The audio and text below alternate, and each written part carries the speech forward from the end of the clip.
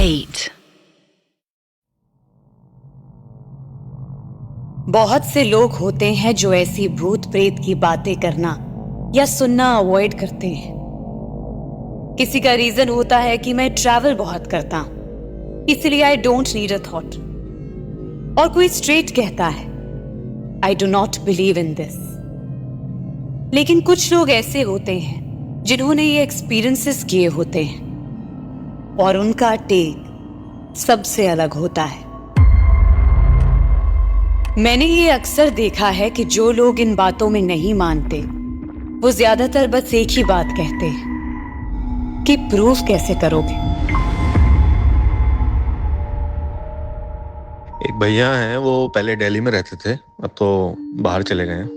तो उनके साथ ऐसी ऐसी चीज़ें होती थी कि मतलब सुनने में लगेगा कि पेट से बनाई हुई चीज़ें हैं, लेकिन ये असल में होता था उनके साथ।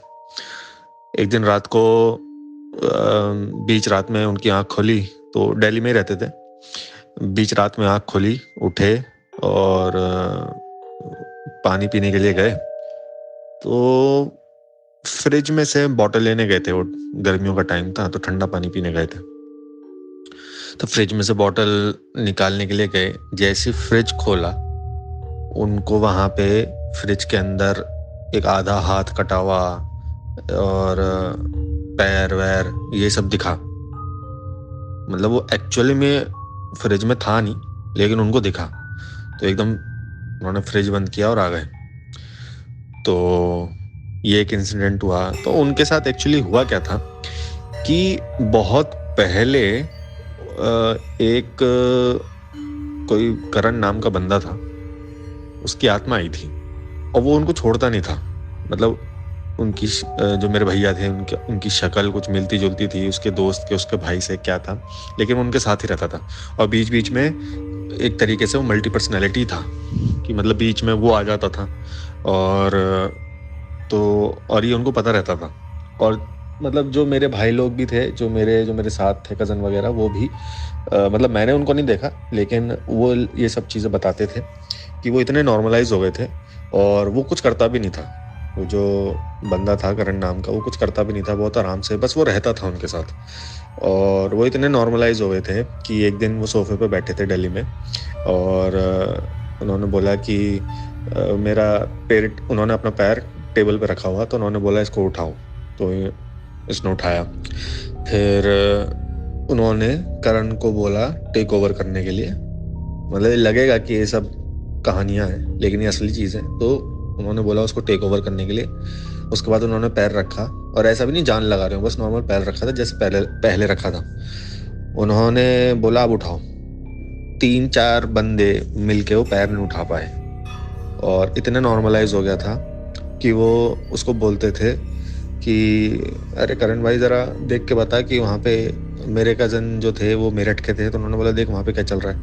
तो उन्होंने बोला कि एकदम नहीं बता सकता, मुझे थोड़ा टाइम लगता है, क्योंकि वो ट्रैवल करता था, जाता था और वहाँ जाके वो सब देखता था, फिर लौट के फिर बताता था। मतलब इसमें थोड़ा सा कुछ मिनट जाते थे, वक्त जाता था। मतलब ऐसा नहीं है वो एकदम उससे पूछो और एकदम अपना उसमें सोच के बता देगा कि ये हो रहा है। तो ये ऐसी चीज़ें थी, ये बाद में सब रिवील हुई थी।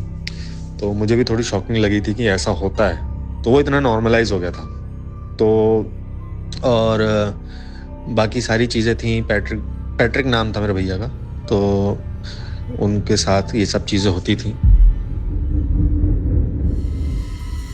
अब जो इंसान एक नॉर्मल जिंदगी जी रहा है, वो भूत प्रेत की बातों को सच प्रूफ करके क्या हासिल कर लेगा। इनफैक्ट जिनके साथ होता है वो लोग उस एक्सपीरियंस को याद तक नहीं करना चाहते।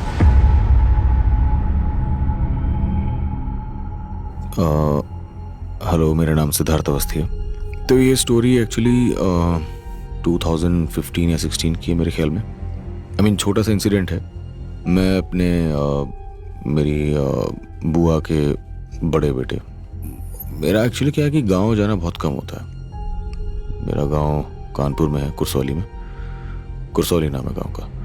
तो आई थिंक 15 या 16 की बात है। मैं उनके साथ, अब पता नहीं, कई बार कुछ ऐसी खुराफात आती है माइंड में कि भाई ऐसा करते हैं, जो मतलब कि लगता है ना कि कुछ ऐसी चीज़ें जो कभी एक्सपीरियंस नहीं की हैं, जो हमें बहुत फैसिनेटिंग लगती हैं, लेकिन गांव वालों के लिए नहीं होती, वो उन लोगों के लिए रोज़मर्रा की चीज़ होती है। तो उन्हीं में से एक चीज़ थी खेत में जा कर के हल्का होना। तो मैंने उनसे बोला कि ये मैंने कभी, तो बोले कि अच्छा तुम्हें इस चीज़ का, चल बेटा लेके चलते हैं। लगभग 2-3 दिन तक हमने किया।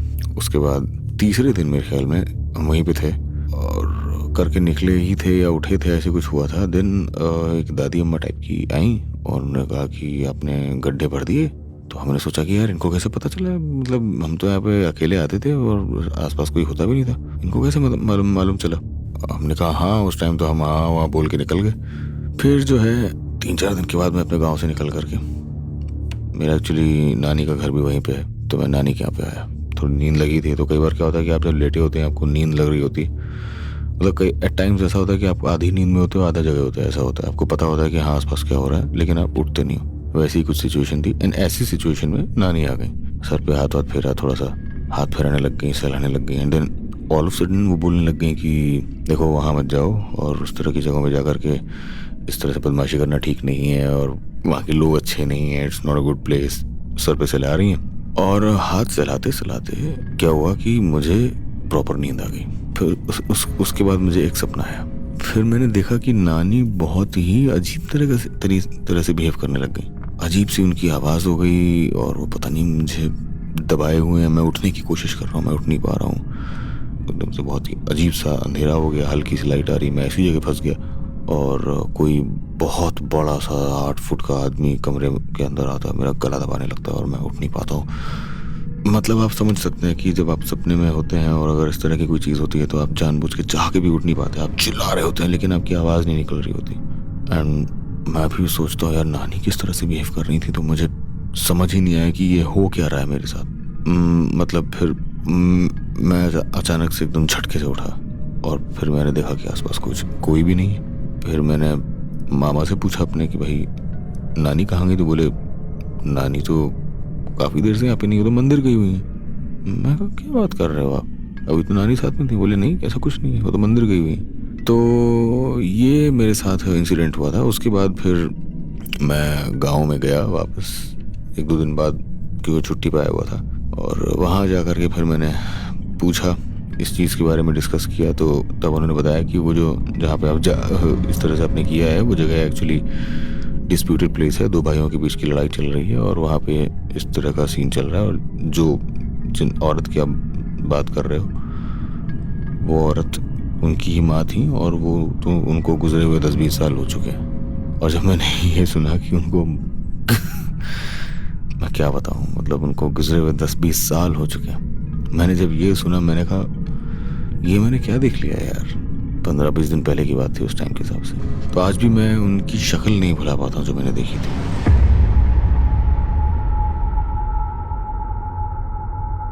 कुछ लोग कहते हैं कि ये बातें सिर्फ अनपढ़ लोग करते हैं, लेकिन ऐसे कई वेल एजुकेटेड और इनफैक्ट कुछ साइंटिस्ट्स हैं जिन्हें पैरानॉर्मल एक्सपीरियंसेस हुए हैं।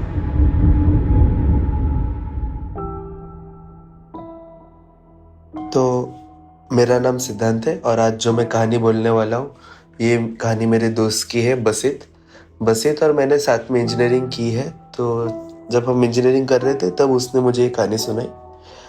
बसित कश्मीर का रहने वाला है और उधर उनका एक छोटा सा ढाबा जैसा होटल था और वो लोग तभी एक नए फ्लैट पे मूव हुए थे, रेंट पे। उनका खुद का घर नहीं था, वो लोग रेंट पे रहते थे। तो वो जो घर का वो लोकेशन बता रहा था कि लाइक वो एक बहुत ऐसा ब्यूटीफुल प्लेस पे था, जंगलों और पहाड़ों से घिरा हुआ। और एक बात थी कि जितना खूबसूरत जो सराउंडिंग था वो घर का दिन के वक्त, उतना ही डरावना रात को दिखता था। तो जब ये लोग का मतलब अभी घर एक पकड़ लो 10 से 15 मिनट की दूरी पे है इनके ये ढाबे से। तो रात को जब ये बसित और उसके पापा घर आते थे तो उसकी माँ जब दरवाजा खोलती थी तो उनको ऐसा लगता था कि कोई चीज़ उन्हें रोक रही है दरवाजा खोलने से। और ये over the period of time धीरे धीरे बढ़ने लगी। उनको ऐसा लगा, उसकी माँ को रात को ऐसा लगता था कि जब वो घर पे आते थे, वो दरवाजा खोलने की कोशिश करती थी तो कोई उनका हाथ पकड़ के उन्हें रोक रहा है। तो फिर ये चीज उसकी माँ ने बसीत को और उसके पापा को बताई।